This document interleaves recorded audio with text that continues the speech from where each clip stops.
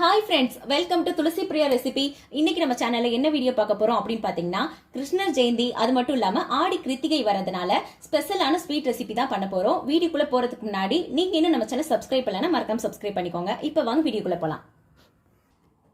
இந்த sweet recipe வந்து பாத்தீங்கன்னா செய்யறது ரொம்ப ரொம்ப ஈஸி. பிகினர்ஸால கூட சூப்பரா ட்ரை பண்ண முடியும்.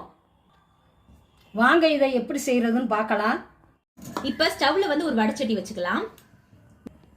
இதுல வந்து கொஞ்சமா நெய் சேர்த்துக்கலாம். இப்ப கொஞ்சமா முந்திரி பருப்பு கிஸ்மிஸ் பழமும் போட்டுக்கலாம். லைட்டா வறுத்துக்கலாம். இப்ப இதை வேற ஒரு பிளேட்டுக்கு மாத்திக்கலாம். இதே வடச்சட்டியில அரை கப் அளவுக்கு அவல் சேர்த்துக்கலாம். இதையும் வந்து பாத்தீங்கன்னா நம்ம லைட்டா வறுத்துக்கலாம். அவல் வந்து நம்ம எந்த கப்ல எடுத்திருக்கோமோ அதே கப்லயே எல்லா பொருளையுமே அளந்துக்கோங்க. இப்ப கலர் வந்து பாத்தீங்கன்னா லைட்டா சேஞ்ச் ஆயிடுச்சு. இப்ப இதை வேற ஒரு பிளேட்டுக்கு வந்து மாத்திக்கலாம். இப்ப இதே வடச்சட்டியில நம்ம 3/4 கப் அளவுக்கு தண்ணி சேர்த்துக்கலாம்.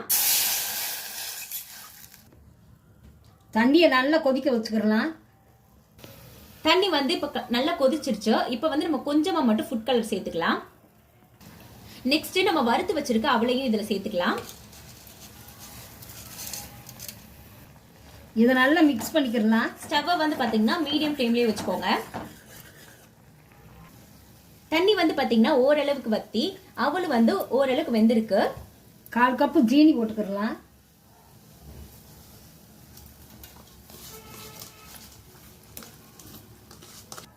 ஸ்டவ்வை வந்து இப்ப ஸ்லோ ஃப்ளேம்லயே வச்சு மிக்ஸ் பண்ணிக்கோங்க. இப்ப இந்த ஜீனியோட சேர்ந்து அவள் வந்து ஃபுல்லா வேகட்டும்.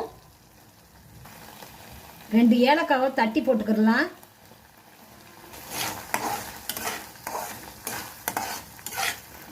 இந்த டைம்ல வந்து பாத்தீங்கன்னா நம்ம கொஞ்சமா மட்டும் நெய் சேர்த்துக்கலாம். நல்லா வந்து இதை மிக்ஸ் பண்ணிக்கலாம். நாங்க வந்து பாத்தீங்கன்னா இன்னைக்கு அளவா தான் செஞ்சு காட்டியிருக்கோம். நீங்க நிறைய செய்யறதா இருந்தா அவள் வந்து எவ்வளவு எடுக்கிறீங்களோ அதுல வந்து பாதி வந்து ஜீனி எடுத்துக்கிட்டீங்கன்னா கரெக்டா இருக்கும். வறுத்த முந்திரி கிஸ்மிஸ் பழத்தை போட்டுக்கலாம். இப்ப நம்ம இது எல்லாத்தையுமே நல்லா மிக்ஸ் பண்ணிக்கலாம். அவ்வளவுதான், சூப்பரான டேஸ்டான கேசரி வந்து ரெடி ஆயிடுச்சு. இப்போ நம்ம ஸ்டவ் ஆஃப் பண்ணிட்டு வேற ஒரு பவுலுக்கு வந்து மாத்திக்கலாம்.